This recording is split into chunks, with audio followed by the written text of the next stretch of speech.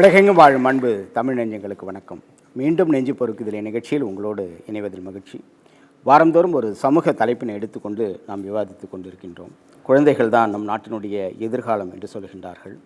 ஒரு சார குழந்தைகள் வசதியாக வாழுகின்றன, இன்னொரு குழந்தைகள் குற்றங்கள் செய்து அடிமட்டத்தில் அவர்களுடைய குடும்பத்திற்கு பாரமாகவும் சமூகத்திற்கு பாரமாகவும் இருக்கின்றார்கள். ஆனால் அந்த குழந்தைகளையும் நல்வழிப்படுத்த வேண்டும் என்பதற்காக தான் இந்த நிகழ்ச்சி. சமீபத்தில் சென்னையில் சிறுவர் சீர்திருத்த பள்ளியிலிருந்து மாணவர்கள் தப்பி ஓடிவிட்டார்கள். ஓடியவர்களை பிடிக்கின்ற போது அவர்கள் தங்களுடைய கழுத்தினை பிளேடால் அறுத்து கொண்டு காவலர்களை மிரட்டுகின்ற காட்சியினை நாம் பார்த்தோம். இதை வெறும் ஒரு சட்ட ரீதியாக பார்க்காமல் சமூக ரீதியாக பார்க்க வேண்டும். ஒரு 15 வயதில் குற்ற பின்னணியில் இளைஞர்கள் இருக்கின்றார்கள் என்று சொன்னால் அவர்களுக்கான சமூகம் எப்படிப்பட்ட சமூகமான இருக்கிறது? எதற்காக இவர்கள் குற்றவாளியாக ஆனார்கள்? அதற்கான காரணங்கள் என்ன? ஒருவேளை அதற்கு குடும்ப பின்னணி காரணமாக இருக்குமா? வளருகின்ற சூழல் காரணமாக இருக்குமா? இல்லாவது ஏதாவது ஒரு பொருளுக்கான நீண்ட நாள் ஆசை காரணமாக இருக்குமா? இல்லை அவர்களுக்குள்ளே இருக்கக்கூடிய அந்த தேடல்களுக்கு சரியான விடை கிடைக்காதது காரணமாக இருக்குமா? நண்பர்கள் காரணமாக இருக்குமா? இல்லாவது ஏதாவது ஒரு பொருட்களுக்கு அடிமையாவது காரணமாக இருக்குமா என்று பல்வேறு காரணங்கள் இருக்கிறது. உண்மையாகவே இந்த மாணவர்களை சீர்படுத்தக்கூடிய அளவிற்கு இன்றைக்கு சீர்திருத்த பள்ளிகள் இருக்கிறதா? அங்கே இருக்கக்கூடிய வசதிகள் எப்படி இருக்கிறது? சீர்திருத்த பள்ளிகள் சிறுவர்களை சீர்திருத்துகிறதா இல்லையா என்பதை குறித்து நாம் விவாதிக்க இருக்கின்றோம். இன்றைய நிகழ்ச்சிக்கு வந்திருக்கக்கூடிய சிறப்பு விருந்தினர்களை நான் உங்களுக்கு அறிமுகம் செய்து வைக்கின்றேன். சமூக ஆர்வலர், மாற்றம் இந்தியாவினுடைய இயக்குனர் திரு நாராயணன் அவர்கள் நம்முடைய நிகழ்ச்சிக்கு வந்திருக்கின்றார். சிவானந்தா குருகுலம் என்று ஒன்று ஆரம்பித்து பல குழந்தைகளுக்கு ஆதரவாக இருக்கக்கூடிய திரு ராஜாராம் அவர்களும் நம்முடைய வந்திருக்கின்றார். திரு மனோ அவர்கள் நம்முடைய இருக்கின்றார், நக்கீரனுடைய பத்திரிகையாளராக இருக்கின்றார். இதை குறித்து அவர் நக்கீரன் எழுதியிருக்கார். அவர் நிகழ்ச்சிக்கு வரப்பில் மகிழ்ச்சி அடைகின்றார். குழந்தைகள் நல ஆலோசகராக இருக்கக்கூடிய திருமதி கற்பகொல்லி அவர்கள் நம்முடைய வந்திருக்கின்றார். பெண்களுக்கு எதிராக குழந்தைகளுக்கு எதிராக நடக்கின்ற குற்றங்களுக்கு எல்லாம் எதிராக குரல் கொடுப்பவராகவும் அவர்களுக்காக உழைக்கின்றவராக இருக்கக்கூடிய சமூக சேவகர் திருமதி ஸ்ரீபிரியா அவர்களும் நம்முடைய வந்திருக்கின்றனர். இந்த சிறுவர் சீர்திருத்த பள்ளிகள் என்ன நடந்தது, இதனுடைய குற்ற பின்னணிகள் என்ன என்பது நமக்கு ஒரு சிறிய ஆவணப்படம் இருக்கிறது. அந்த ஆவணப்படத்தை பார்த்துவிட்டு நாம் தொடர்ந்து விவாதிக்கலாம். 3 ஆண்டுகளில் 100 மாணவர்களுக்கு மேல் சீர்திருத்த பள்ளியில் இருந்து தப்பி ஓட்டம். தப்பிச் சென்ற 33 பேரில் 24 பேர் மீண்டும் சிறையில் அடைப்பு. காவலர்கள் சிறைபிடிக்க முயன்ற போது தங்கள் உடலை தாங்களே பிளேடால் அறுத்து கொண்டு தற்கொலைக்கு முயற்சி என்று சிறுவர் சீர்திருத்த பள்ளிகளை பற்றிய செய்திகள். இது சிறுவர் சீர்திருத்த பள்ளியா அல்லது சிறுவர்களை சீரழிக்கும் பள்ளியா என்ற கேள்விக்குறியை பொதுமக்கள் மனதிலும் எழுப்பியிருக்கிறது. இளவயது வறுமை, வாழ்விடங்களின் கூடா நட்பு, பள்ளிக்கு போக இயலாத சூழல், ஆழ்மனதின் ஆசை, பெற்றோரின் புறக்கணிப்பு, முறிந்து போன குடும்பம், சினிமா மோகம், தீய பழக்க வழக்கங்களுக்கு அடிமையாதல் என்று இப்படி இளம் குற்றவாளிகள் உருவாக்குதலுக்கு பல காரணங்களை சொல்லிக்கொண்டே போகலாம்.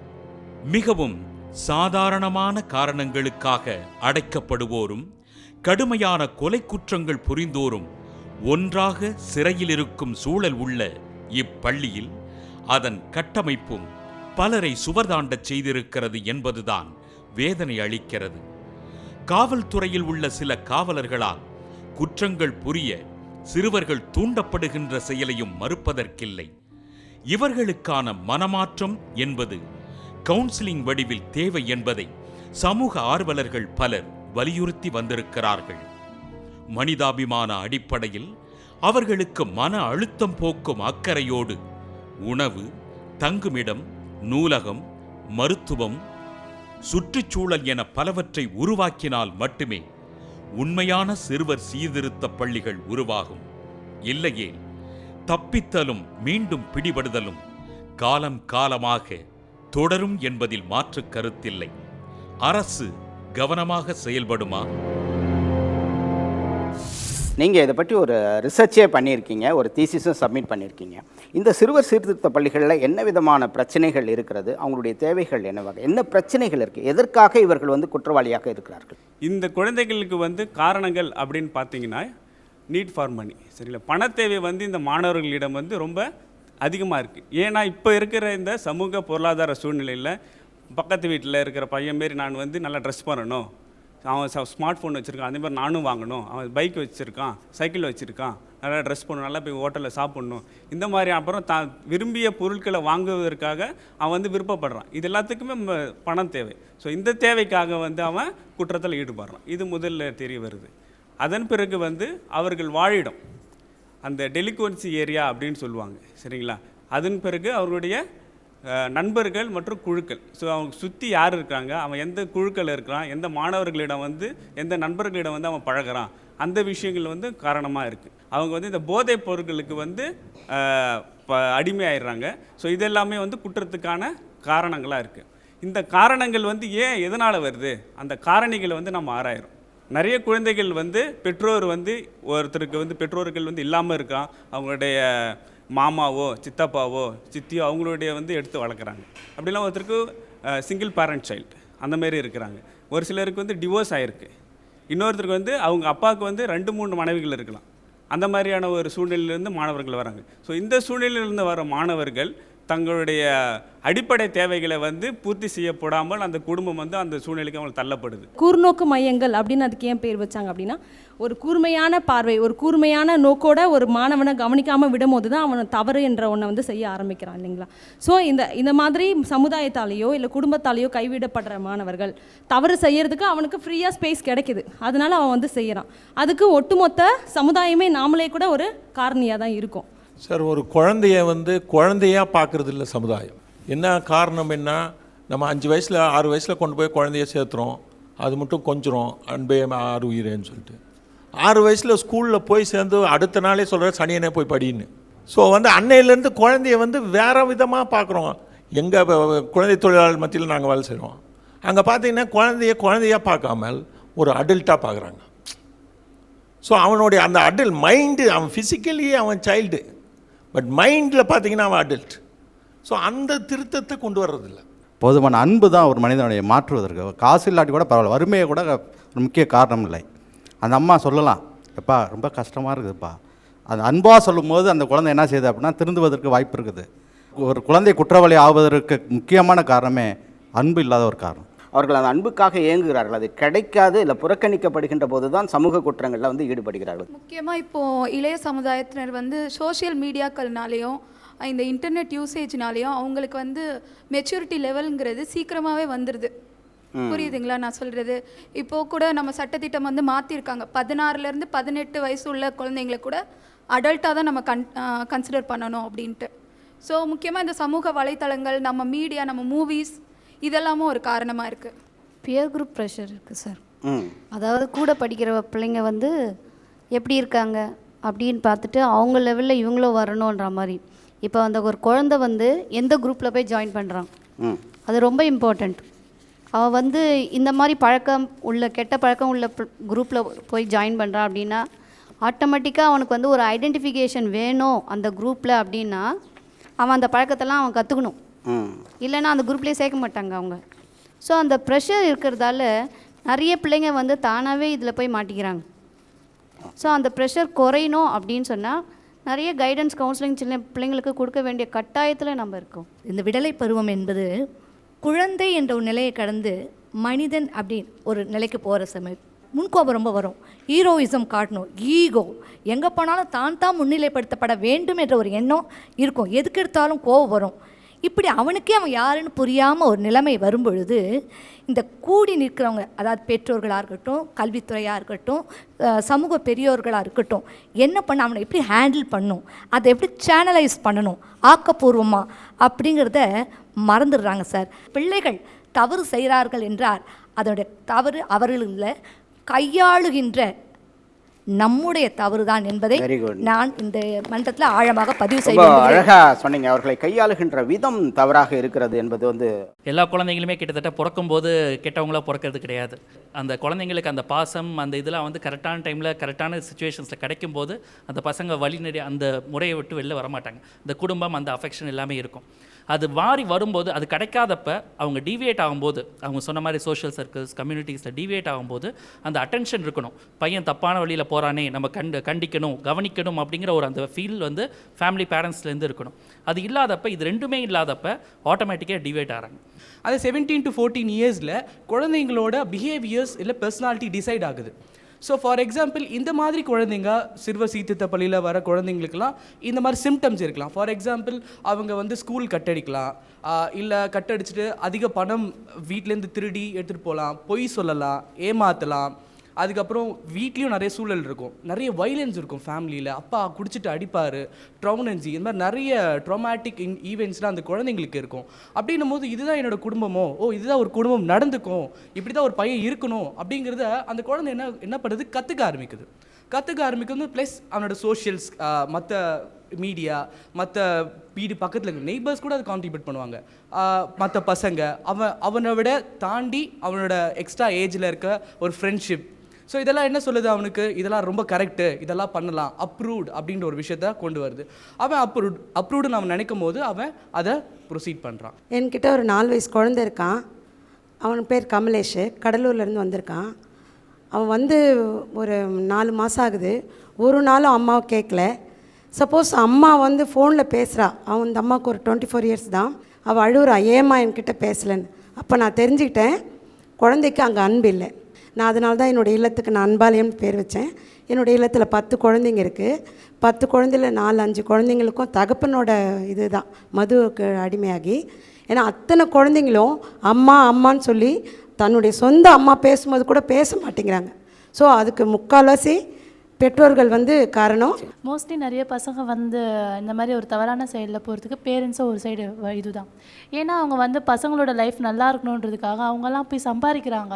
அவங்களோட மோட்டிவ் வந்து நல்லா காசு சேர்த்து வைக்கணும், பசங்க ஃப்யூச்சரில் நல்லா இருக்கணும் அப்படின்றதுக்காக அவங்க ரொம்பவே ஓவராக ரன் பண்ணி அவங்க காசை ஏர்ன் பண்ணுறாங்களே தவிர பசங்க நல்லா இருக்கணும், அவங்களுக்கு இந்த ஸ்டேஜில் என்ன தேவை அப்படின்றத யாருமே திங்க் பண்ணுறதில்ல. அவங்களுக்கு தேவை, நீ சாப்பிட்டியா, படிக்கிறியா, ஸ்கூலுக்கு போனேன், அவ்வளோதான். ஸ்கூலில் என்ன நடந்தது, யார் உன்ட்ட என்ன பேசுனாங்க, டீச்சர்ஸ் என்ன சொன்னாங்க, ஹோம்ஒர்க் பண்ணியா, இதெல்லாம் யாரும் கேட்குறதில்ல. அப்படி கேட்டால் தான் அந்த பசங்களுக்கும் அம்மா நம்மளை கைட் பண்ணுறாங்க, அந்த ஒரு பயம், ஒரு இதுவும் இருக்கும். அவர்களை திருந்துவதற்காக அந்த சீர்திருத்த பள்ளிக்கு போகின்ற போது அங்கே இருக்கக்கூடிய சூழல் வந்து அவர்களுக்கு சாதகமாக இருக்கிறதா, உண்மையாகவே அவர்களை சீர்திருத்தும் வகையில் இருக்கிறதா? தங்குவதற்கு, சாப்பிடுவதற்கு எல்லாமே தனித்தனியான இடங்கள் இருக்கணும், ரெக்ரியேஷன் தனியாக இருக்கணும், கிளாஸ் ரூம்ஸ்லாம் இருக்கணும் அப்படின்னு சட்டத்தில் சொல்லுது. ஆனால் இப்போதைக்கு இருக்கிற உண்மையான ரியாலிட்டி என்னன்னு பார்த்தீங்கன்னா, எல்லாமே ஒரே இடத்துல தான். அவங்க படுக்கிறது ஒரே இடத்துல, பாயெல்லாம் எடுத்து திருப்பி வச்சுட்டு அங்கேயே உட்காந்து சாப்பிடுவாங்க, திருப்பி க்ளீன் பண்ணிவிட்டு ஏதாச்சும் டிவியோ பண்ணுவாங்க, இல்லை ரெக்ரியேஷனில் டீச்சர்ஸ் என்ன கிளாஸ் எடுத்தாங்கன்னா திருப்பி அவங்க அங்கேயே உட்காந்து பண்ணுவாங்க. ஸோ ஒரே இடத்துல வந்து 50 பேர் 60 பேர் அடைச்சி வச்சிருந்தா அந்த இடத்துல அவங்களுடைய சுத்தம் சுகாதாரம் வந்து கேள்விக்குறி தான். சரிங்களா? ஒவ்வொருத்தர்லேருந்து இன்னொருத்தருக்கு அந்த நோய் பரவ வாய்ப்பு இருக்குது, சின்ன பசங்க பெரிய பசங்க கூட. ஸோ இதெல்லாம் இந்த செக்ஷுவல் அபியூஸ் அப்படின்ற விஷயங்கள் வந்து நடக்கிறதுக்கான வாய்ப்புகள் வந்து அதிகம். ஸோ இந்த இன்ஃப்ராஸ்ட்ரக்சர் வந்து அவங்களுக்கு ஒரு முழுமையான வந்து அந்த ஒரு ஆம்பியன்ஸ், சரிங்களா, அந்த சூழ்நிலையை வந்து கொடுக்காதால அவங்கள அந்த குற்றத்திலிருந்து வெளியே வர்றதுக்கான வாய்ப்புகள் வந்து தடைப்படுது. சார், வந்து ஒவ்வொரு குழந்தைக்கும் அடிப்படை உரிமை கல்வி, சுகாதாரம், விளையாட்டு. இது மீண்டும் ஒரு பெரியவங்களை ஒரு சிறைச்சாலையில் வைக்கிற மாதிரி தான் இருக்குது அங்கே சிச்சுவேஷன். அந்த குழந்தைங்களுக்கு ஒரு சரியான ஒரு என்விரான்மெண்டல், குழந்தைய சைல்டுஹுட் அனுபவிக்க முடியாத ஒரு சூழ்நிலையில் தான் இந்த மாதிரி டென்ஷன் ஆகிடுறான். அவனுக்கு போதுமான உணவுகள் கிடையாது, கழிப்பிடம் கிடையாது. இந்த நேரத்தில் அவனை தனியாக வற்புறுத்தி ஹோமோசெக்ஸ் பண்ணுவதற்கான செய்திகள் எனக்கு கிடைச்ச நியூஸ் வரையும். அப்போ அவன் என்ன செய்கிறான் அப்படின்னா, அவன் குற்றம் செஞ்சுட்டு போய் ரொம்ப கஷ்டத்தில் இருக்கும்போது இந்த மாதிரி டார்ச்சர் கொடுக்கும்போது இதுலேருந்து ஓடி போயிடலாமா, செத்து போயிடலாமா, அவன் தான் அதோடைய நோக்கமே. அவனுடைய நோக்கமே ஒன்று ஓடி போகிறான், இல்லாட்டி ஓடி போய்ங்க செத்து போயிடலாமா அப்படின்னு தான் அவனுடைய அந்த மைண்டில் அவனுக்கு செட் ஆகுது. அதனால தான் ஒரு மாணவன் அங்கேயிருந்து ஓடுவதற்கு காரணமே அன்பு இல்லை மெயின். ரெண்டாவது அங்கே கூடிய காவல்துறை சரியான பராமரிப்பு இல்லை. அங்கே ஏதாவது அவனுக்கு தேவையானதை உடனே செஞ்சுருந்தானா விடையாற மாட்டான்.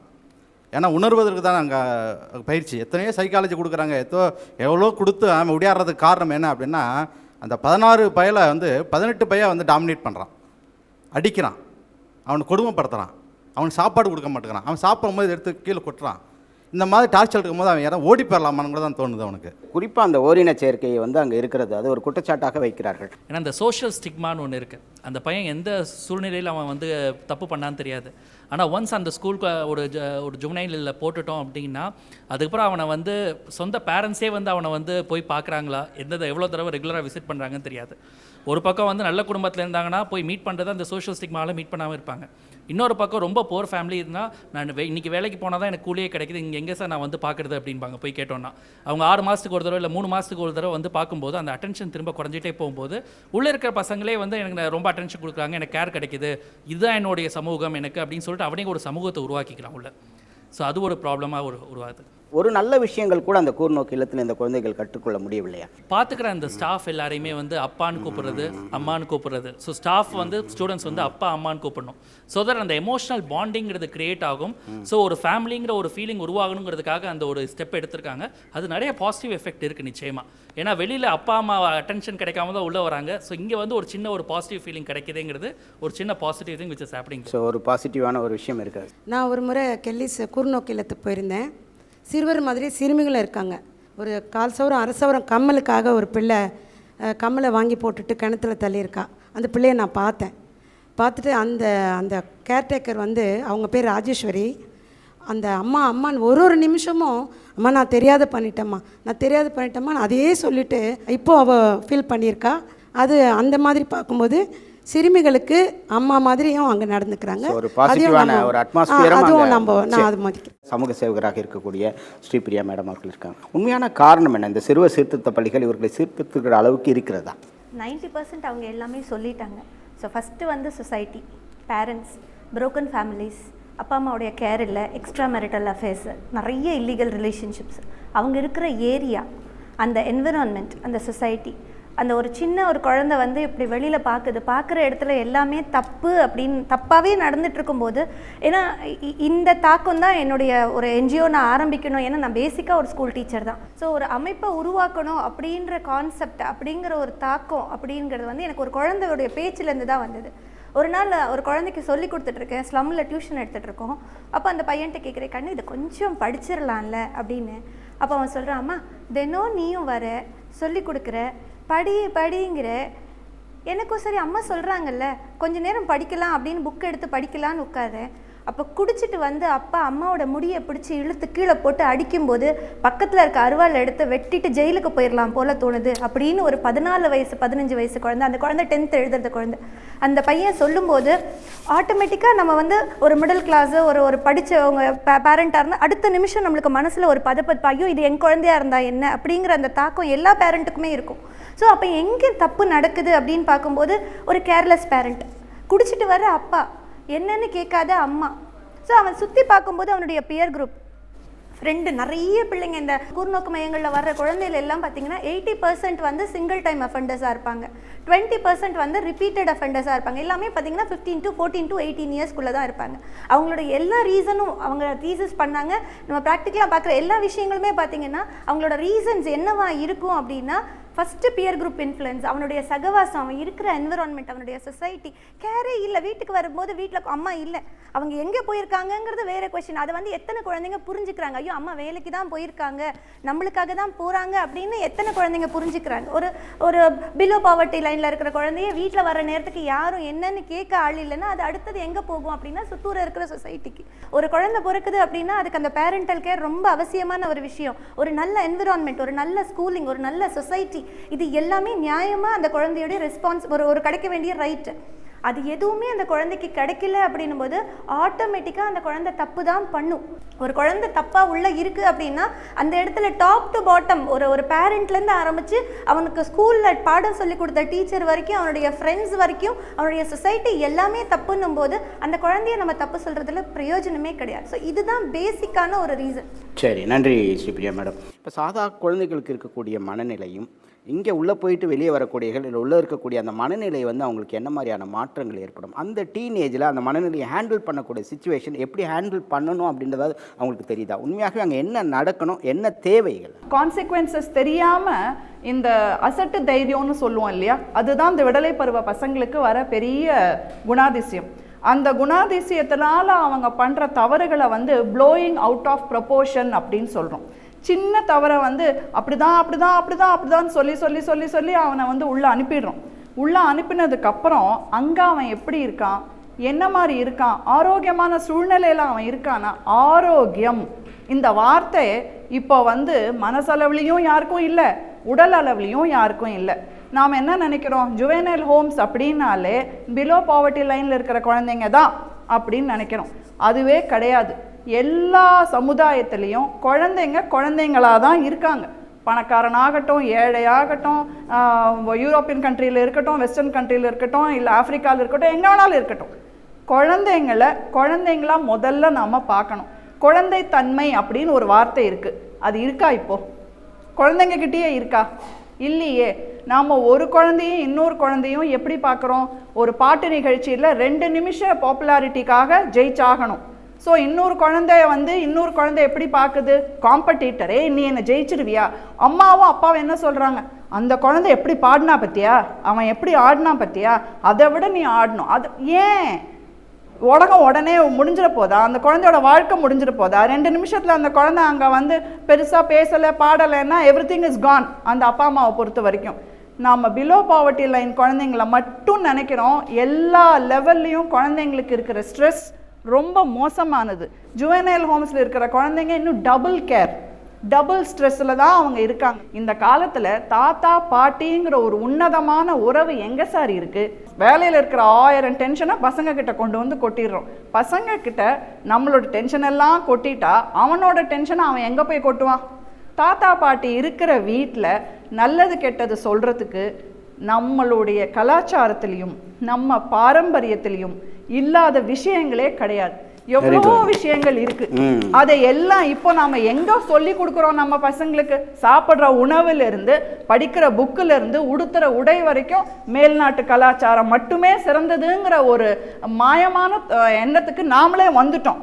நம்ம ஊர்ல இருக்கிற சின்ன சின்ன விஷயங்கள், அதனால தான் சார் கடவுளை கூட குழந்தையா பாவிச்சு கிருஷ்ணர் கதைகள்னு சொன்னாங்க. இந்த கதைகள் எல்லாம் சொல்லும்போது குழந்தை வந்து கற்பனை பண்ணும். நாம் நினைக்கிறோம் குழந்தைக்கு ஒன்றுமே தெரியாதுன்னு. Each and every child is a individual, a unique individual. அந்த குழந்தை எதிர்காலத்தில் ஒரு தூண், அதை மட்டும் சொல்லிக்கிறோம் நாம. நீங்கள் தான் வருங்கால தூண்கள். பேஸ்மெண்ட் கட்டடம் ஆடுதான் எக்கச்சக்கமாக, பில்டிங் மேலே கட்டிட்டு போயிட்டே இருக்கிறோம் நாம். ஃபவுண்டேஷன் யாரு? குழந்தை. அந்த குழந்தையோட மனசு தான் அடிப்படை. அந்த அடிப்படை மனசுக்கு நாம் கொடுக்க வேண்டிய ஆரோக்கியமான விஷயங்களை கொடுக்குறோமா? ஒன்று பேம்பரிங், இல்லை ஓவர் கண்டிப்பு. இந்த ரெண்டுத்துக்கும் நடுவில் ஒரு எல்லோ லைன் இருக்குங்கிறதே எத்தனை பெற்றோர்களுக்கு தெரியுது? நிறைய விஷயங்கள் அப்பா அம்மாவுடைய கவனிப்பு மட்டும் கிடையாது, குடும்பம் ரோல் மாடலிங் அப்படிங்கிறதே வந்து சுத்தமாக இல்லாமல் போயிடுச்சு. நன்றி. பத்திரிகையாளராக இந்த சீர்திருத்த பள்ளிகள் உண்மையாகவே மாணவர்களை சீர்திருத்துகின்ற வகையில் இருக்கிறது. அங்கே என்ன நடந்துச்சு அதை பற்றி சொல்லுங்கள். ஒரு குற்றம் செய்ததாக கருதப்பட்ட ஒரு சிறுவனை கொண்டு வந்து அந்த குற்றம் நிரூபிக்கப்படும் வரை வைக்கக்கூடிய ஒரு இல்லம் தான் கூர்நோக்கு இல்லம். அந்த கூர்நோக்கு இல்லத்திலிருந்து அவர் குற்றம் செய்தது நிரூபிக்கப்பட்டோ அல்லது இன்னும் கொஞ்ச நாள் வந்துட்டு அவர் வந்து அந்த சிறுவர் சீர்திருத்த பள்ளியில் இருந்தால் தான் அது வந்து சமூகத்துக்கு சரியானது, அந்த சிறுவனுக்கும் சரியானது அப்படிங்கிற ஒரு சூழ்நிலையில் தான் அந்த பையனை கொண்டு போய் சிறுவர் சீர்திருத்த பள்ளியில் வைக்கிறாங்க. தமிழகத்தில் 8 கூர்நோக்குங்கள் இல்லங்கள் இருக்குது. ஒவ்வொரு இடத்துல இருந்தும் தப்பிக்கக்கூடிய சம்பவங்கள் வந்துட்டு அதிகரிச்சுக்கிட்டே தான் இருக்குது. குறிப்பாக 33 சிறுவர்கள் வந்துட்டு ஒரே நேரத்தில் தப்பிச்சது தமிழகத்தில் இதான் முதல் முறை. சிறுவர்கள்ட்ட கேட்டு விசாரித்தப்போ அவங்க சொன்னது என்னன்னா, பாலியல் வன்முறையோ அல்லது வந்துட்டு கொடூரமான கொலை செய்துட்டு வந்த சிறுவர்கள் அங்கே கிடையாது. இப்போ ரொம்ப பெரும்பாலும் எடுத்து பார்த்தோம்னா செல்ஃபோன் திருடிட்டு வந்திருக்காங்க. இந்த செல்ஃபோன் திருடிட்டு வந்த வழக்குகளை பொறுத்த வரைக்கும் இவங்க காவல் நிலையத்திலேயே விசாரித்து அவங்கள எச்சரித்து அனுப்பிடலாம். ஆனால் இன்றைக்கி நீங்கள் அந்த சம்பவத்தில் பார்த்த அந்த ஒரு சிறுவன் வந்து கழுத்தை அறுத்துக்கிட்ட அந்த சம்பவத்தில் இருந்த அந்த சிறுவன் வந்து கொருக்குப்பேட்டையை சேர்ந்த சிறுவன். அந்த பையன் வந்துட்டு ஒரு பள்ளிக்கு போகாமல் பெயிண்டிங் வேலை தான் பார்த்துக்கிட்டு இருக்காரு. ஆனால் திடீர்னு பார்த்தீங்கன்னா ஒரு நாள் வராரு, அவரை போட்டு போலீஸை அடித்து இழுத்துக்கிட்டு போகுது. இது பேரண்ட்டுக்கே தெரியாது. திடீர்னு வந்துட்டு அக்கம் பக்கத்தில் உள்ளவங்க சொல்கிறாங்க, ஏம்மா அவன் பையனை போலீஸ் அடித்து இழுத்துக்கிட்டு போகுது அப்படின்னு. இவங்க ஓடி போய் பார்க்குறாங்க. அந்த கொருக்குப்பேட்டை ஸ்டேஷனில் போய் பார்க்கும்போது அவனை அடித்து ரத்த காயத்தோட. ஸோ இவன் ஒரு சிறுவன். போலீஸ் வந்துட்டு இவங்க வந்துட்டு ஹேண்ட் ஓவர் பண்ண வேண்டியது குழந்தைகள் நல இதில் சம்மந்தப்பட்டவங்கள்ட்ட தான் ஹேண்ட் ஓவர் பண்ணணும். ஆனால் அந்த சிறுவனை வந்துட்டு அந்த ஹேண்டில் பண்ணுற விதமே பெரிய கைதியை வந்துட்டு ஹேண்டில் பண்ணுற ஒரு நபராக தான் வந்துட்டு போலீஸ் வந்துட்டு இது பண்ணியிருக்கு. ஆனால் பெரிய ரவுடிகளை வந்துட்டு இப்படிலாம் ஹேண்டில் பண்ணுறது இல்லை. அவங்க மேலே தோள் மேலே கை போட்டுக்கிட்டு எப்போவுமே அவங்க கூட ஒன்றா தான் இருக்காங்க. அது வேறு விஷயம். அதே மாதிரி இன்னொரு பையன் இதிலேயே வந்துட்டு இருக்கக்கூடிய பையன் பாருங்கள், அதுவும் செல்ஃபோன் திருட்டு தான். அதில் மிக குறிப்பாக சொல்லணும்னா அந்த பையனுக்கு வந்துட்டு இவங்களே இந்த கூர்நோக்கு இல்லத்திலேயே இப்போது இலவச சட்ட உதவி மையம்னு ஒன்று இருக்குது. இவங்க ஏழ்மையான உள்ளவங்க இவங்கெல்லாம் வந்துட்டு இலவச சட்ட உதவி மையங்களை நாடலாம். அப்படி ஒரு விஷயம் இருக்கிறதே இவங்க சொல்கிறது கிடையாது.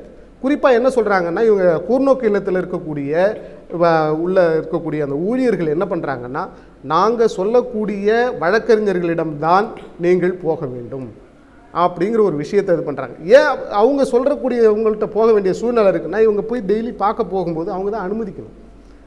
பையனை ஒரு 5 நிமிஷம், இப்போ அவங்க சொல்கிறபடி கேட்டோம்னா இன்னும் ஒரு 5 நிமிஷம் கூட அந்த பிள்ளையை பார்க்க முடியும். அப்போ என்ன ஆகுது, அவங்க வந்து அந்த ஊழியர்கள் சொல்கிறத கேட்டுக்கிட்டு 6,000 ரூபாயிலிருந்து 10,000 ரூபா வரைக்கும் அவங்க செலவழிக்க வேண்டிய சூழ்நிலை ஏற்படுது. இன்னொரு விஷயம் என்னென்னா, இந்த பர்டிகுலர் சிறுவனுக்கு இவங்க கொடுத்த தண்டனை இப்போ ஏற்கனவே அந்த பையனை வந்து செல்ஃபோன் திருட்டு 10-15 நாள் மேலே வச்சுருக்கீங்க. இந்த பையன் ஆதம்பாக்கத்தை சேர்ந்த சிறுவன். இந்த பையனை என்ன சொல்கிறாங்க இப்போன்னா, செங்கல்பட்டில் இருக்கக்கூடிய சிறுவர் சீர்திருத்த பள்ளிக்கு டெய்லி வந்து கையெழுத்து போட்டு போகணும் அப்படின்னு பிணையில் விடுறாங்க.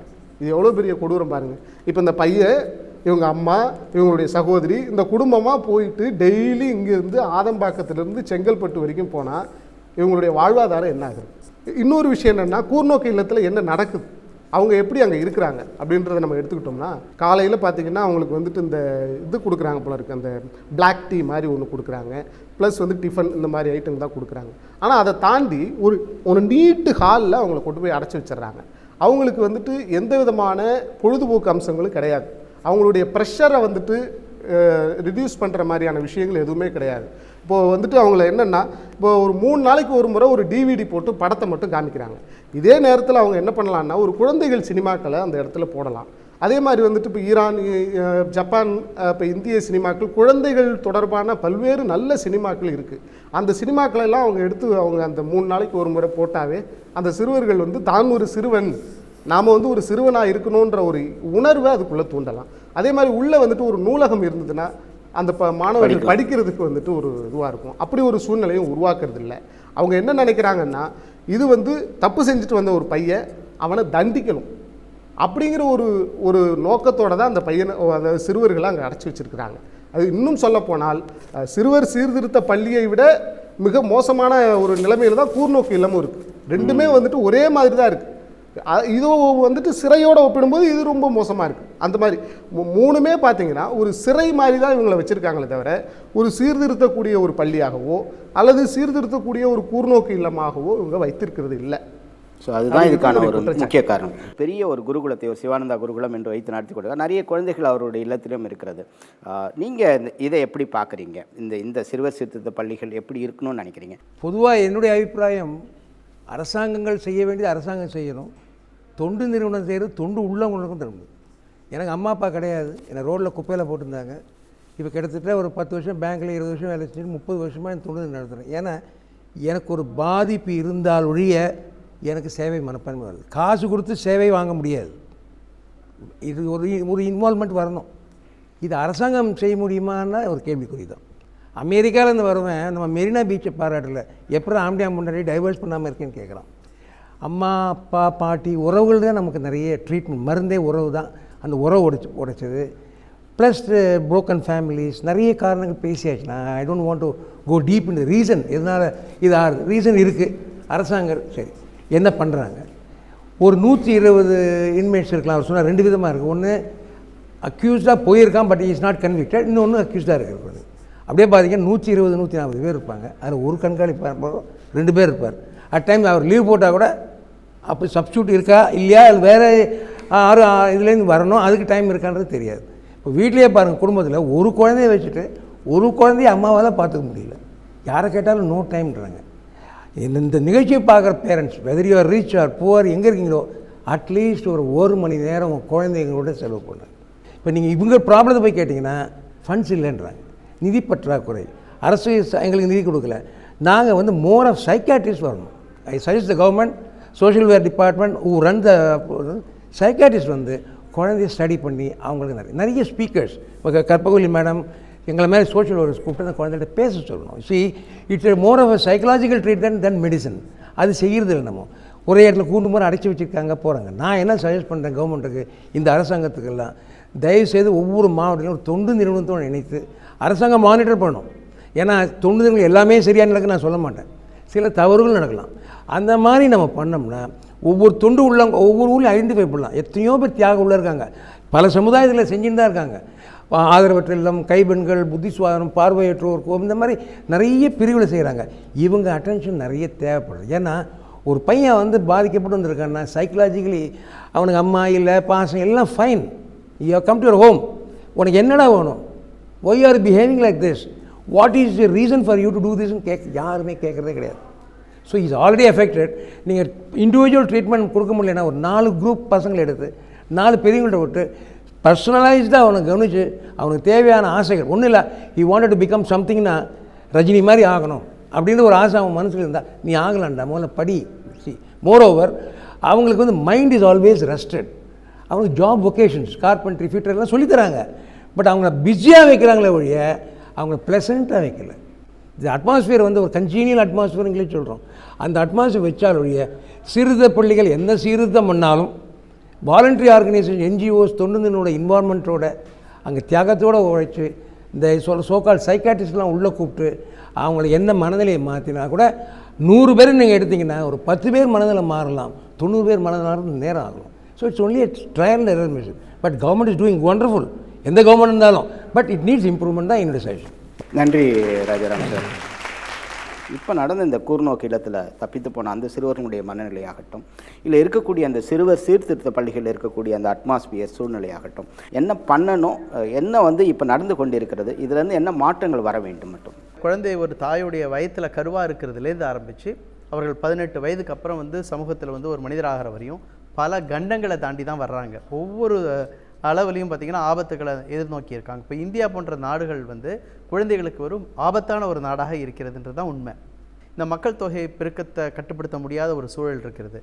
அதோடு நமக்கு வந்து பொருளாதார வளர்ச்சி இருக்கிற ஒரு நாடு அப்படி கொண்டு சொல்லிக்கொண்டால் கூட இங்கே வந்து ஏற்றத்தாழ்வுகள் ரொம்ப அதிகமாக இருக்கிற ஒரு நாடாக இருக்கிறது. பொருளாதார அளவில் ஏற்றத்தாழ்வுகள் அதிகமாக இருக்கிறது.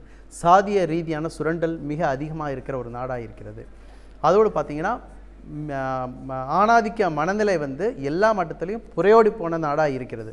இது எல்லாம் இந்த மாதிரியான விஷயங்கள் எல்லாம் நீங்கள் வந்து அட்டாக் பண்ணாமல் இதெல்லாம் வந்து சீர்திருத்தாமல் நம்ம சீர்திருத்த பள்ளிகளுக்கு வர்ற மாணவர்கள் சிறாருடைய எண்ணிக்கையை குறைக்கலாம் அப்படின்னு நினைக்கிறதோ, இல்லை அங்கே வர்றவங்களை வந்து சீர்திருத்தி அனுப்பணுன்றதோ நம்மளே நம்ம ஏமாற்றிக்கிற விஷயம். இந்த மாதிரி மேக்ரோ இஷ்யூஸை நம்ம பார்க்கணும். அடுத்தது பார்த்திங்கன்னா நம்முடைய சட்டங்கள் வந்து செயல்படுவதற்கு பல சட்டங்களை நம்ம கொண்டு வந்திருக்கோம்.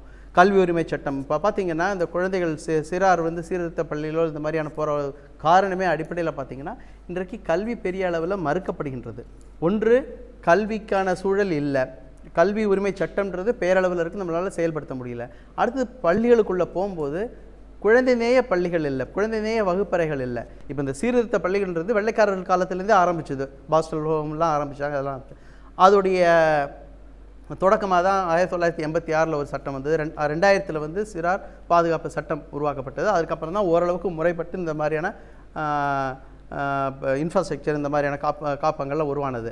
அதுக்கப்புறம் 2006 சட்ட திருத்தம் வந்தது. இப்போ வந்து 2015 புதிய சட்டம் வந்திருக்கு. இந்த சட்டம் பார்த்திங்கன்னா உலகத்தில் இருக்கிற மிகச்சிறந்த சட்டமாக நான் கூற முடியும். ஒவ்வொரு கூறுகளையும் பார்த்திங்கன்னா சிறார் பாதுகாப்பு சட்டம் மிக சிறப்பாக அணுகி கொண்டிருக்கிறோம். ஆனால் அந்த சட்டத்தை நடைமுறைப்படுத்துறதுல வந்து மிகப்பெரிய அளவு இடைவெளி இருக்கிறது. மத்திய அரசு வந்து ஒருங்கிணைந்த குழந்தை பாதுகாப்பு திட்டம் மூலமாக இன்றைக்கு பெரிய அளவில் நிதி கொடுக்குறாங்க. இப்போ மத்திய அரசு நிதி, மாநில அரசு நிதியை பயன்படுத்தி இந்த சட்டத்தை முறையாக செயல்படுத்துவதற்கான வாய்ப்புகளை உருவாக்கணும். சிறார் பாதுகாப்பு சட்டத்தில் வந்து காவல்துறைக்கு மிகப்பெரிய கடமை இருக்கிறது. ஒரு சமூகத்தில் இல்லை ஒரு குடும்பத்தில் பணக்கார குழந்தைங்கள்லேருந்து ஏழை குழந்தைகள் பலர் குற்றம் செய்தாலும் அதிகமாக இன்றைக்கு சமூகத்தில் இருக்கிறவங்க வந்து ஏழ்மையில் இருக்கிற சமூகம்தான், குடிசை பகுதி மக்கள் தான் அதிகமாக மக்கள் தொகையில் இருக்காங்க. அப்போ அங்கேருந்து தான் அதிகமாக இந்த மாதிரி குற்றங்களுக்கு தள்ளப்படுகின்ற குழந்தைகள் உருவாகிறாங்க. நம்மளுடைய அரசியல் சாசனம் என்ன சொல்லுதுன்னா அவர்களுக்கு இலவச சட்ட உதவி வந்து அடிப்படை உரிமை, ஆனால் அது மறுக்கப்படுகின்றது. அதற்கு உச்சநீதிமன்றம் பல தீர்ப்புகளை கொடுத்துருக்கு. திருப்பி அதுக்காக நம்ம அவர்கள் வந்து எல்லா மாநில அரசுகளுக்கும் இலவச சட்ட உதவியை உறுதிப்படுத்துவதற்கு அவங்க வந்து செயல்படணுன்றாங்க. ஒவ்வொரு நீதிமன்றமும் உயர் நீதிமன்றத்திலையும் சிறார் பாதுகாப்புக்கான ஒரு குழு நீதிபதிகள்லாம் இருக்காங்க. இவர்கள்லாம் செய்ய வேணும். ஆனாலும் பார்த்திங்கன்னா நீங்கள் சொல்கிற மாதிரி அங்கேயும் இப்படி குற்றத்துக்கு தள்ளப்பட்டு ஒரு கூர்நோக்கு மையத்துக்கு வர்ற நேரத்தில் அங்கேயும் அந்த குழந்தைகளும் அந்த குழந்தையுடைய பெற்றோரும் பொருளாதார ரீதியாகவும் மற்ற விதையாகவும் சுரண்டப்படுகின்றார்கள். இப்போது சுரண்டல் என்பது தொடர்கதையாகி கொண்டிருக்கிறது. சுரண்டல்னால இந்த மாதிரியான குற்றங்களுக்கு தள்ளப்படும் சிறார்கள் வந்து இந்த மாதிரியான கூர்நோக்கு மையங்களுக்கு போகும்போது அங்கும் வந்து பல்வேறு விதமாக சுரண்டப்படும் ஒரு சூழல் தான் இருக்கிறது. இப்போ கூர்நோக்கு மையத்தில் கூறும் இல்லை, நோக்கம் இல்லை. சீர்திருத்த பள்ளின்றோம், அங்கே சீர்திருத்தமும் கிடையாது, பள்ளியும் கிடையாது, அது ஒரு சிறைச்சாலை. இப்போது நீங்கள் இந்த 33 பேர் பற்றி இது தான் அதுக்கப்புறம் தான் அதிகமாக பேசுகிறோம். பார்த்தீங்கன்னா தமிழ்நாட்டில் வந்து 8 கூர்நோக்கு மையங்கள் இருக்கிறது. 32 மாவட்டங்கள்லையும் வேணும்னு கேட்டது, ஆனால் 8 தான் இருக்குது. 8லேருந்து ஒரு 15ஆவது கூட்டணும். இப்போ சென்னை எடுத்துக்கொண்டிருக்கீங்கன்னா திருவள்ளூர், காஞ்சிபுரம், இந்த சுற்று வட்டாரத்தில் ஒரு 4 மாவட்டங்களுக்கு ஒரு கூர்நோக்கு மையம் தான் இருக்கிறது. இந்த 33 பேர் வந்து இந்த மாதிரி தப்பிச்சு போகிறாங்கன்னா, நானாக இருந்தால் கூட நானும் பிளேடால் அறுத்திருப்பேன், நானும் தப்பிச்சு போக தான் இருப்பேன் இல்லையா? அந்த வளரிளம் பருவத்தில் இருக்கிறவங்க வந்து ஏற்கனவே திருக்குழந்தைகள், ஃப்ரீடம், சுதந்திரமாக இருக்கிறவங்களை கொண்டு போய் ஒரு இடத்துல அடைச்சி போட்டு அங்கே வந்து அவர்களுக்கு வந்து இலவச சட்ட உதவி மறுக்கப்பட்டு அவர்களுக்கு மனோதத்துவ ரீதியாக நீங்கள் பற்றி நிபுணர்கள்லாம் இருக்கணும்னு சொல்கிறீங்க. இப்போ பார்த்தீங்கன்னா இந்தியாவிலேயே வந்து சைக்காலஜிஸ்டே கிடையாது வேணுங்கிற அளவு இருக்குது. இன்றைக்கு வந்து எல்லோருமே வந்து மன ரீதியான நெருக்கடிக்கு தள்ளப்பட்டு கொண்டிருக்கு. நம்மளுடைய லைஃப் ஸ்டைல் டிசீஸ்ன்னு சொல்லுவாங்க, வாழ்வுமுறை தொடர்பான நோய்கள் இன்றைக்கி வந்து மன ரீதியான நோய்கள் தான் அதிகமாகிட்டு இருக்கு இன்றைக்கி சமூகத்தில். அப்படிப்பட்ட இடத்துல வந்து இன்றைக்கு அந்த மாதிரியான மனநோய் நிபுணர்களே நமக்கு கிடையாது. ஆற்றுப்படுத்துபவர்களுக்கே பெரிய அளவுக்கு சிறப்பான ஆற்றுப்படுத்துவர்களுக்கான கல்வியே இன்றைக்கு இல்லை. இப்போது தமிழ்நாட்டில் இருக்கிற 32 மாவட்டங்கள்லையும் பார்த்திங்கன்னா ஒரே ஒரு மனோதத்துவ நிபுணர் தான் இந்த மாதிரியான சிறார்களுக்கு இருந்தாங்க. அவரும் ரிட்டையர் ஆயிடுச்சு, புதுசாக போடலை, 3 பேர் தான் போட போகிறேன்றாங்க. இந்த மாதிரி பெரிய அளவில் வந்து பற்றாக்குறை இருக்கிறது. ஒவ்வொரு இந்த மாதிரியான கூர்நோக்கு மையத்தில் இருக்கிற சூப்பரண்ட் வந்து அங்கே ஒவ்வொரு வேலை சாப்பாடையும் அவர் ருசிச்சு பார்த்ததுக்கப்புறம் தான் பிள்ளைங்களுக்கே கொடுக்கணும்னு இருக்குது. இந்த மாதிரி எதுவுமே நடக்கிறதில்ல. அப்போது சட்டம், சிறப்பான சட்டத்தை உருவாக்கி வைத்திருக்கிறோம். அதை பற்றி பெரிய அளவில் விவாதிச்சிருக்கோம். பாராளுமன்றத்தில் நிறைய பேருடைய இன்புட்டை வாங்கி தான் உருவாக்கியிருக்கோம். ஆனால் நடைமுறைப்படுத்துறதில் வந்து அக்கறை இல்லாத ஒரு அரசாக தான் இருக்கிறது. இந்த நிகழ்ச்சியை பார்க்குற நேரம் எல்லாருக்கும் நான் வேண்டுகோள்னா, சினிமா போகிறோம், அங்கங்கே போகிறோம், தயவுசெய்து டைம் கிடைக்கும்போது சீர்திருத்த பள்ளிக்கு போங்க, பேசுங்க, அலோவ் பண்ணுவாங்க. நான் போயிருக்கேன், ஒரு குழந்தைகிட்ட போய் தம்பி நீ நல்லா இருக்கியான்னு கேட்டால் கண் அழுவான். ஏன்னா நல்லா இருக்கான்னு கேட்கறதுக்கு கூட ஆள் இல்லை. சைக்கலாஜிக்கலி கலைஞர் டிவியை நாங்கள் எல்லோரும் பாராட்டுறோம். இப்படிப்பட்ட ஒரு நிகழ்ச்சி நீங்கள் எடுத்திருந்தீங்க. பார்க்குற ஒவ்வொரு நேயர்களும் சந்தர்ப்பம் கிடைக்கும் போதோ, தீபாவளியோ, ரம்ஜான், கிறிஸ்மஸ் மாதிரி அக்கேஷனில் தயவுசெய்து சீர்திருத்த பள்ளி, ஆதரவற்றோர், கைம்பெண்கள், முதியோர்கள் சென்று தாத்தா பாட்டி நீங்கள் நல்லா இருக்கீங்கன்னு சொன்னாலே போகிறோம். இன்னொன்று அரசாங்கத்துக்கு லாஸ்ட் ரிக்வெஸ்ட், கார்ப்பரேட் செக்டார் நிறைய பணம் வச்சுருக்காங்க. இப்போ எங்களை மாதிரி தொண்டு நிறுவனங்களுக்கே அவங்க ஆஃபர் பண்ணுறாங்க பணம். இந்த மாதிரி நீங்கள் ஒரு 30 lakhs ப்ராஜெக்ட் கொடுங்க. தயவுசெய்து ஏன் கவர்மெண்ட் அவங்கள அப்ரோச் பண்ணக்கூடாது? நீங்கள் அரசுக்கு சொல்வது இல்லைன்னா பொதுமக்களாக நம்முடைய கடமை இந்த சீர்திருத்த பள்ளிகள் இல்லை கூர்நோக்கு இல்லங்கள் எப்படி இருக்கணும்னு நினைக்கிறேன், எந்த மாற்றம் வரணும் சொல்லுங்கள். நாங்கள் ஒர்க் பண்ணுற ராயபுரம் ஹோம்லலாம் பார்த்தோன்னா நிறையா என்ஜிஓஸ் இன்வால்வ் ஆகி ஒரு யோகா, கராத்தே வந்து டிசிப்ளின் கொண்டு வரதுக்காக, பசங்களை மைண்ட் ஃபோக்கஸ்டாக வச்சுருக்கிறதுக்காக, அதுக்கப்புறம் இந்த ஐடிஐ ட்ரைனிங் எல்லாம், ப்ளம்பிங், டெய்லரிங், இந்த மாதிரி குட்டி குட்டி விஷயங்கள், ஸோ தட் பசங்க வெளியில் போகும்போது they can start their life fresh. இந்த ரீஹாபிலிட்டேஷன் எஃபர்ட்டுக்கு பண்ணுறாங்க. இந்த மாதிரி விஷயங்கள் ஒவ்வொரு ஹோம்லேயுமே அந்த சூப்பரிண்டென்டென்ட்டை கொஞ்சம் ப்ரோஆக்டிவாக பண்ண ஆரம்பிச்சாங்கன்னா ரொம்ப யூஸ்ஃபுல்லாக இருக்கும். சார், ஒரு குடும்ப சூழல் உருவாகணும் சார். மணி மைண்டட் பர்சன்ஸ்லாம் அப்பாயின்மெண்ட் பண்ணாமல் உண்மையிலே சர்வீஸ் மைண்டடோடு வராங்க பார்த்தீங்களா, அவங்கள வந்து அப்பாயின்மெண்ட் பண்ணிங்கன்னா பாதி குற்றங்கள் குறையறதுக்கு நிறைய சான்சஸ் இருக்குது. இன்னும் நிறைய கேர் எடுப்பாங்க அவங்க. ஒரு ஸ்கூல்ஸில் குழந்தைய எப்படி பார்த்துக்குறோமோ அந்த லெவலுக்கு அவங்கள நல்லா பார்த்துக்கிட்டோன்னா இந்த மாதிரி பிரச்சனை வராது. சார், இந்த இடத்துல ப்ரொஃபஷனல் சோஷியல் ஒர்க்கர்ஸோட இன்டர்வென்ஷன் ரொம்ப நிறைய தேவைப்படுது. ப்ரொஃபஷனல் சோஷியல் ரொம்ப அருமை இது. ஐயா சொன்ன மாதிரி மாதத்துக்கு ஒரு முறை சைக்கியாட்ரிஸ்ட் அந்த மாதிரி அவங்க போனால் அவங்களுக்கு கொஞ்சம் நல்லா இருக்கும்னு மனநல ஆலோசனை. தப்பு செஞ்சோம் அப்படின்ற ஒரு எண்ணத்தை அவனுக்கு மாற்றி நானும் ஒரு மனுஷன் அவனை உருவாக்கணும், ஒரு நல்ல மனுஷனாக உருவாக்கணும். அதாவது 15 வயசு பசங்களும் ஒன்றா, 18 வயசு பசங்களும் ஒன்றா இருக்காமல் அந்த வயசு வாரியாக பிரித்து வச்சா அவங்களுக்குள்ளே அந்த சண்டை பிரச்சனையும் தவிர்க்கலாம். பாதிக்கப்பட்ட பசங்களுக்கு வந்து கேம்ஸ், எக்ஸ்ட்ரா கரிக்குலர் ஆக்டிவிட்டீஸ் கொடுக்கலாம்.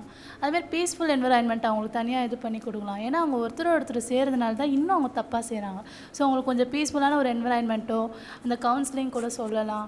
அந்த எக்ஸ்ட்ரா கரிக்குலர் ஆக்டிவிட்டீஸ் எனக்கு மேபி அது நல்ல ஒரு இதுக்கு ரிஃப்ளெக்ட் கொடுக்கும். குழந்தைங்களுக்கு பேரண்ட்ஸோட அஃபெக்ஷன் கிடைக்கணும்னு ரொம்ப எப்படி சொல்கிறது, ஒரு பாசம் இருந்தால் இப்போ குழந்தைங்க வந்து நல்லா வளர செய்வாங்க. பாசம்னா இந்த மாதிரி குற்றவாளிகளை தடுக்க முடியும். நீ குற்றவாளியே கிடையாதுப்பா, நீ நல்ல பையடா அப்படின்னு ஒரு வார்த்தை சொல்லி பாருங்க, அவனுக்கு ஒரு மகிழ்ச்சி இருக்கும். Very good sir. லாஸ்ட் ஃப்ளட்டில் பார்த்தீங்கன்னா ரொம்ப யூத்துங்க இன்வால்வ் ஆனாங்க. ஸோ இந்த சனி ஞாயிறுலையாச்சும் யூத், அந்த ஐடி செக்டர், கார்ப்பரேட் செக்டர் யூத்துங்கெல்லாம் எதாவது செய்யணும்னு ஆசைப்பட்றாங்க. இந்த மாதிரி சீர்திருத்த பள்ளிகளுக்கும் இந்த மாதிரி ஊடக பள்ளிகளுக்கு போய் சின்ன சின்ன கவுன்சிலிங் கொடுத்தாலும் லாட் ஆஃப் சேஞ்சஸ் வரும். இந்த குழந்தைகளுடைய மறுவாழ்வு என்பது ஒரு நிச்சயமானது. ஸோ இவர்கள் வந்து திருடர்களாகவும் கொலையாளியாகவும் பார்க்காம குழந்தைகளை குழந்தையாக பாவிங்க. இதுதான் என்னுடைய கருத்து. இந்த மாதிரியான ஹோம்ஸில் முக்கியமாக நல்ல நல்ல புத்தகங்கள் இருக்கணும். அந்த புத்தகங்களை சிறுவர்களுக்கு படித்து சொல்கிற, அதை ஒரு ஹியூமன்னா அவங்களுக்கு உண்டான நல்ல நல்ல குணாதிசயங்கள் என்ன, அதை வந்து அவங்களுக்கு சொல்ல சொல்ல தான் அவங்களுக்கு தெரியும், அது மனசில் பதியும். அது மட்டும் இல்லாமல் அங்கே இருக்கிற குற்றவாளிகளோடு பேசும்போது குற்றங்களை பற்றியும் பிரச்சனைகளை பற்றியும் தான் பேசுகிறாங்களே தவிர சமுதாயத்தில் நல்ல விதமாக வாழ்ந்துட்டுருக்கிற அந்த நல்ல மக்களை பற்றி நம்ம பேச ஆரம்பிக்கணும். அப்போ தான் அவங்களோட குணநலன்கள் அவங்களுக்கு மனசில் பதியும். நம்ம பார்க்குற இந்த ஏஜ் குரூப் பார்த்திங்கன்னா தப்பு வந்து தெரிஞ்சு செய்கிறதில்ல. அப்போ நம்ம கொண்டு போய் ஹோமில் சேர்க்குறப்ப அந்த குழந்தைங்க சரி நீ தப்பு செஞ்சுட்ட அப்படியே தான் அவனை வந்து நெகட்டிவாகவே திங்க் பண்ண வச்சிரும். நம்மளே யார் கார்டனாக இருக்கிறாங்களோ அவங்க எல்லாருமே அந்த குழந்தைய நீ செஞ்சது தப்பு, உன்னை தெரியாமல் நீ செஞ்சுட்ட, அந்த மோட்டிவேஷன் கொடுத்தாலே அந்த குழந்தை வந்து மாறதுக்கான வாய்ப்புகள் இருக்குது. இப்போ லீவில் ஹாலிடேயில் எங்கேயோ வந்து மொத்தமாக மால்ஸ்க்கு போகிறோம், பீச்சுக்கு போகிறோம் அப்படின்ற ஒரு இதுவை மாற்றி எனக்காவது ஒரு நாள் நாம் இண்டிவிஜுவலாக நம்மளை மாற்றிக்கிட்டு போய் அந்த குழந்தைங்களை பார்ப்போம், எக்ஸ்ட்ரா கேர் கொடுப்போம், சோஷியல் கம்பேக்ட் அவங்களுக்கு வந்து நம்ம உருவாக்கி கொடுப்போம். இப்போ எங்கள் டீம்லேயே வந்து எவ்ரி சாட்டர்டே சண்டே வந்து அங்கே உள்ளே போகிறோம், டெய்லி கிளாஸஸ் நடக்குது. ஸோ அவங்களுக்கு பொறுத்த வரைக்கும் என்னென்னா, கண்ணு நீ எங்கள் பிள்ளை, எங்கள் வீட்டு குழந்தை, உட்கார், உனக்கு என்ன பிரச்சனை, என்ன வேணும்னு சொல்லு அப்படின்னு கேட்குறதுக்கு ஒரு நல்ல காதா ஒரு அண்ணாவோ அக்காவோ கிடைச்சிட்டாங்கனாலே ஐ திங்க் பாதி பிரச்சனைகள் அதுலேயே நம்மளுக்கு தீர்ந்து போயிடும். நன்றி Sripriya madam. Karpagavalli madam. According to NCRB national crime records bureau பொறுத்த வரைக்கும் 33,800 கேசஸ் வந்து ரெக்கார்ட் ஆயிருக்கு ஜுவனைல் கிரைம்ஸ்னு சொல்லி. நம்மளுடைய பாப்புலேஷன் வேர்ல்ட்லேயே நம்பர் 2 பாப்புலேஷன், அதில் 39% குழந்தைங்க இருக்காங்கங்கும் போது இந்த கிரைம் ரெக்கார்டு ஏறுறது நல்லதே கிடையாது. ஒரு ஆரோக்கியமான சமுதாயத்துக்கு அது நல்லதே கிடையாது. அந்த குழந்தைங்களுக்கு பாசிட்டிவ் திங்கிங், மோட்டிவேஷன், அடுத்தது எக்ஸ்ட்ரா கேர் அப்படிங்கிறது எல்லாத்தையும் தாண்டி அவங்க மனசில் வந்து ஒரு மாற்றத்தை கொண்டு வரணும். அவன் பண்ண தப்பை பற்றியே பேசாமல், அதை பற்றி பேசவே வேண்டாம். இந்த சில குழந்தைங்களுக்கு தப்பை பற்றி பேசினாலே வந்து கோவம் வரும். அவன் வந்து ஜுவனைல் ஹோமில் இருக்கான், அந்த குழந்தை அப்படிங்கிறதையே டோட்டலாக மறந்துட்டு start treating the child like a normal child. ஒரு சாதாரண குழந்தை மாதிரியே அவங்க நடத்திட்டு போனோன்னா காலப்போக்கில் தன்னைக்குத்தானே அவன் கேள்வி கேட்க ஆரம்பிச்சுப்பான். ஏன் நாம் இப்படி பண்ணியும் இவங்க நம்மளை அதை பற்றி கேட்கவே இல்லையே, நம்மளை வந்து வேறு மாதிரி ட்ரீட் பண்ணுறாங்க. செல்ஃப் அனாலிசிஸுங்கிற ஒரு விஷயத்தை நம்ம உள்ளே கொண்டு வந்துட்டோம்னா எல்லா குழந்தையும் தப்பை சுட்டி காட்டவே வேண்டாம் சார். நாம் அந்த அந்த ஒரு சூழ்நிலையிலேயே அவன் மாறிடுவான். இவங்க நம்மளை பற்றி நல்லா தானேப்பா பேசிகிட்டு இருக்காங்க, அப்போது நாமளே நம்மளை மாற்றிக்கணும்ப்பா அப்படிங்கிற ஐடியா அவனுக்கு வந்துடுதுன்னா ஃபேண்டாஸ்டிக், அந்த ஃபயர் உள்ளே வந்துடும். கூர்நோக்கு இல்லங்களை பற்றி நம்ம பேசிக்கிட்டு இருக்கிற இதே சூழ்நிலையில் சிறுமிகள் இல்லத்தை பற்றியும் நம்ம பேச வேண்டிய கட்டாயத்தில் இருக்கும். இதை விட கொடுமையான விஷயங்கள்லாம் அங்கே நடந்துக்கிட்டு இருக்குது. இதில் முக்கியமான விஷயம் என்னென்னா, இப்போ சிறுவர்கள் இந்த சிறுமிகள் ரெண்டுத்தையுமே வந்துட்டு இப்போது இவங்களுக்கு வந்துட்டு இவங்களுக்காக ஒதுக்கப்படுகிற நிதி வந்துட்டு அதிகமாக ஒதுக்கலாம். ஏன் அப்படின்னா சிறுவர்கள் தான் வந்துட்டு தவறு செய்யக்கூடிய சிறுவர்கள் நாளடைவில் இவங்களை கவனிக்காமல் விடும்போது ரவுடிகளாக மாறுறாங்க. சிறுமிகள் வந்துட்டு பாதிக்கு பாதி பேர் வந்துட்டு பாலியல் தொழிலாளர்களாக மாறக்கூடிய கட்டாயமும் இருக்குது. இப்போ இது ரெண்டுமே வந்துட்டு ஆர்கனைஸ்டு கிரைமாக மாறுது ஒரு கட்டத்துக்கு மேலே. அப்போ நீங்கள் வந்துட்டு அதுக்காக செலவழிக்கக்கூடிய தொகை வந்துட்டு அதிகமாகிடும். அப்போது வருமுன் காப்போம் அப்படிங்கிறதுக்கு முன்னாலேயே நீங்கள் செலவழிக்க ஆரம்பித்தா இந்த குற்றங்களை வந்து கொஞ்சம் கொஞ்சமாக குறைக்கலாம். அதே மாதிரி இப்போ இந்த குழந்தைகள் உரிமைகள் பாதுகாப்பு ஆணையம்ன்றது இப்போ தான் நம்ம ஊடகங்களில் தெரிஞ்சுக்கிறோம். ஈஷா மையத்தில் ஒரு பிரச்சனைன்னு வரும்போது தான் இவங்க போயிட்டு ஆய்வு பண்ணிட்டு வராங்க. அதே அன்னைக்கு 33 குழந்தைகள் வந்துட்டு தப்பிக்க போன இடத்துல அந்த குழந்தைகள் பாதுகாப்பு ஆணையம் எங்கே இருந்துச்சுன்னு கூட தெரியாது. அதே மாதிரி அதே இடத்துக்குள்ளே தான், அதே வளாகத்துக்குள்ளே தான் சமூக பாதுகாப்பு துறையும் இருக்குது. சமூக பாதுகாப்பு துறை கீழே தான் இருக்குது. அன்னைக்கு கூட அந்த இயக்குனர் வந்துட்டு அந்த இடத்துக்கு போய் ஆய்வு கூட பண்ணலை. அந்த இயக்குனர் யார் அப்படின்னா லால்வேனா IAS, நேபாளி மாதிரி இருப்பார், நேபாளி தான் அவர். அப்போது தமிழ் குழந்தைகள் சம்பந்தப்பட்ட ஒரு விஷயத்துக்கு தமிழ் IAS-ஐ கூட அந்த இயக்குனராக போடவில்லை. இப்படி இருந்தால் இப்போ இங்கே நடக்கக்கூடிய குற்றங்கள் எப்படி குறையும், அந்த குழந்தைகளை எப்படி சீர்தூக்கி பார்க்க முடியும்? நன்றி மனோ. இண்டிவிஜுவல் சமுதாயம், அரசாங்கம் இண்டிவிஜுவல் டைம் ஸ்பெண்ட் பண்ணுங்க. இந்த மாதிரி பக்கத்தில் நடக்கிறது என்ன ஏதுன்னு ரொம்ப ஒன்றும் பண்ண வேண்டாம். நீங்கள்லாம் சௌக்கியமான போகிறது சீரர் பள்ளி கேட்டாலே பரவாயில்ல. As society you can also play a role இருக்கும். எல்லாருக்கும் ஒரு பொறுப்பு இருக்குது. மேஜராக அரசாங்கம் தயவுசெய்து அரசாங்கம் சொல்கிற மாதிரி சேவை மனப்பான்மை உள்ளவர்கள் அங்கே போட்டு தனியாற்ற கொடுத்தீங்க, கவர்மெண்ட் மானிட்டர் பண்ணால் இதில் எல்லாம் 90% குறைஞ்சிடுங்க, கண்டிப்பாக குறையும். I think the present government should take. ஏன்னா அப்துல் கலாம் ஐயோட கூட ஒர்க் பண்ணவேன்ற முறையில் அவர் சொல்லுவார் ரொம்ப அழகாக, 50% ஜீன்ஸ் 50% என்வாயர்மெண்ட். சூழ்நிலை சரியில்லை, பெரியவங்களுக்கே சரியில்லை, குழந்தைகளை பற்றி நம்ம பேசிகிட்டு இருக்கோம். ஸோ த பெஸ்ட் சொல்யூஷன் ஒவ்வொரு டிஸ்ட்ரிக்ட்லேயும் ஒரு என்ஜிஓ அங்கே யாராவது நடத்துகிறவங்களோ இல்லை இதுக்குன்னே இருக்கக்கூடிய தியாக உள்ளத்தோட பல சமுதாயம் இருக்குது. அவங்கள கூப்பிட்டு கொடுத்தீங்கன்னா கார்ப்பரேட் ஃபைனான்சிங்கில் நடத்தலாம். பட் கவர்மெண்ட் மானிட்டரிங் தனியாக விட்டுறக்கூடாது. கவர்மெண்ட் பண்ணால் டெஃபினட்டாக 5 இயர்ஸில் சேஞ்ச் வரலாம். எனக்கு கேளுங்க சார், கண்டிப்பாக வரும். நன்றி. நாராயணன் சார், என்ன பண்ணணும் தனி மனிதராக அரசாங்கம்? ஒரு சில வார்த்தைகள். கோயம்புத்தூரில் வந்து ஒரு தொண்டு நிறுவனம் தான் வந்து ஒரு கூர்நோக்கு மையத்தை நடத்துகின்றது. மிக அவல நிலை. 10 ஆண்டுகளாக தொடர்ந்து வந்து கலெக்டர்லேருந்து எல்லாம் சொல்லி இதை வந்து அரசு எடுத்து நடத்தணும்னு சொல்கிறாங்க. மிக மோசமாக இருக்குது. அங்கே வந்து தற்கொலை செய்திருக்காங்க சிறார். இங்கேயாவது நீங்கள் பற்றி பேசுகிறீங்க, கொலை நடந்திருக்குது. அப்போது தனியார் அரசுன்றது இல்லை, எது வந்து சட்டத்தின்படி நடக்கின்றதோ அதை முறையாக பயிற்சி பெற்றவர்கள் செயல்படுத்துகிறாங்களோ அதை கண்காணிப்பதற்கான அமைப்புகள் இருக்கின்றதோ அப்போ தான் சிறப்பாக செயல்படும். கண்காணிக்கும் அமைப்புன்ற போது நீங்கள் சொன்னீங்களே மாநில குழந்தை உரிமை பாதுகாப்பு ஆணையம், அந்த ஆணையம் தமிழகத்தில் வந்து ஏற்படுத்தப்படுவதற்கு பெரிய அளவுக்கு நீதிமன்றத்தில் போய் போராட்டம் செய்து தான் ஆணையமே ஏற்படுத்தப்பட்டது.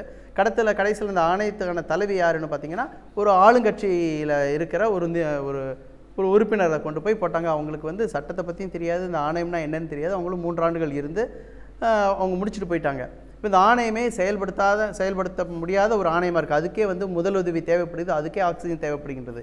இப்படிப்பட்ட ஒரு அமைப்புகளை வந்து நம்ம வைத்துக்கொண்டு குழந்தை உரிமை பற்றி பேசி என்ன பிரயோஜனம்? இப்போ இந்த அமைப்புகளெல்லாம் சீர்படுத்தணும்னா மக்கள் வந்து விழிப்புணர்வு பெற்றவர்களாக வெறும் இலவச திட்டங்கள் கொடுக்கும் அரசை வந்து பாராட்டாமல் சட்டப்படி ஒரு அரசு செயல்படுகின்றதா, மனித உரிமைகளை மதிக்கின்றதா, குழந்தை மாண்புக்கான திட்டங்கள் எல்லாம் முழுமையாக செயல்படுத்துகிறதா, இதெல்லாம் தொடர்ந்து கண்காணிக்க ஒரு சமூகத்தில் தான் இதற்கான பாதுகாப்பு இருக்கும். சொல்லுவாங்கள்ல, eternal vigilance is the price of டெமோக்ரஸின்னு சொல்லிட்டு, ஜனநாயகத்திற்கு வந்து தொடர் கண்காணிப்பு மட்டுமே அதற்கான விலையாக இருக்க முடியும். ஒவ்வொருத்தரும் அந்த ஒரு ஜனநாயக பண்புகளை வளர்க்கும் ஜனநாயக முறையில் அரசு செயல்படுவதை கண்காணிக்கும் ஒரு மக்களாக மாறும் பொழுது தான் இந்த அடிப்படையான பிரச்சனைகளுக்கான தீர்வுகளை நோக்கி நாம் பயணிக்க முடியும். நன்றி. மனநல ஆலோசகர் என்பது மிக முக்கியம் என்பதுதான் எல்லாருடைய கருத்தாக இருக்கிறது. ஏன்னா ஒரு அழகாக சொல்லுவாங்க, one good person will change all bad things என்று சொல்வார்கள். ஒரே ஒரு நல்ல மனிதன் எல்லா கெட்ட செயல்களும் மாற்ற முடியும். அப்படி ஒரு மனநல ஆலோசகர் அவர் முழு நேரமாக அங்கே இருக்க வேண்டும் என்பது ஒரு உங்களுடைய கருத்துக்களுடைய வாயிலாக எடுத்துக்கொள்ளலாம். அன்பும் மன்னிப்பும் புறக்கணிக்கப்பட்ட சமூகத்தில் நம்ம என்னத்தை எதிர்பார்க்க முடியும்? இவர்களுக்கு அன்பும் மன்னிப்பும் புறக்கணிக்கப்பட்டு இருக்கிறது. அதனால தான் அன்ஃபர்காட்டன் சில்ட்ரன் என்றார், மிக அழகாக ஃபர்காட்டன் சில்ட்ரன் என்று சொன்னார்கள். ஆப்பிரிக்காவில் ஒரு பழங்குடி மக்கள் இருக்கிறார்கள். அவங்க பேர் உபாண்டா என்ற அந்த இடத்துல இருக்கக்கூடிய பழங்குடி மக்கள். அங்கே குற்றத்தை அவர்கள் அணுகுகின்ற முறையை பார்த்திங்கன்னா வித்தியாசமாக இருக்கும். ஒருவன் குற்றம் செய்து விட்டான் என்று சொன்னால் அவனை ஊர் நடுவில் நிறுத்துருவாங்க. அந்த பழங்குடி மக்கள் நிறுத்திட்டு அவன் செய்த நல்ல விஷயத்தை மட்டும் சொல்லுவாங்க. ஒரு நாள் முழுக்க சொல்லுது, நீ இந்த நல்ல விஷயத்தை பண்ண, இந்த நல்ல விஷயத்தை பண்ண, இந்த நல்ல விஷயத்தை பண்ணுவேன் அப்படின்னு சொல்லிட்டு அவர் நல்ல விஷயங்களை பற்றியே அவர்கள் சொல்வார்கள். ஆகவே நல்ல விஷயங்களை மட்டுமே சொல்லுகின்ற போது அவர்களுடைய மனநிலையில் ஒரு மிகப்பெரிய மாற்றம் வரும். ஆகவே இந்த குழந்தைகளுக்கும் தேவை அவர்களுடைய நல்ல விஷயங்களை மட்டுமே அவர்களுக்கு எடுத்து சொல்லக்கூடிய ஒரு சூழ்நிலை வர வேண்டும். அப்படிப்பட்ட சூழ்நிலை வந்தால் அன்பும் மன்னிப்பும் புறக்கணிக்கப்பட்ட இந்த குழந்தைகள் சமூகத்தில் ஒரு நல்ல குழந்தைகளாக வளரக்கூடிய ஒரு வாய்ப்பு இருக்கும். ஆகவே இவர்களுக்கு தேவையெல்லாம் அன்பு தான். அந்த அன்பை தரக்கூடிய வகையில் இந்த சிறுவர் சீர்திருத்த இல்லங்கள் மாற வேண்டும் என்று சொல்லி இந்த நிகழ்ச்சியை நான் நிறைவு செய்கின்றேன்.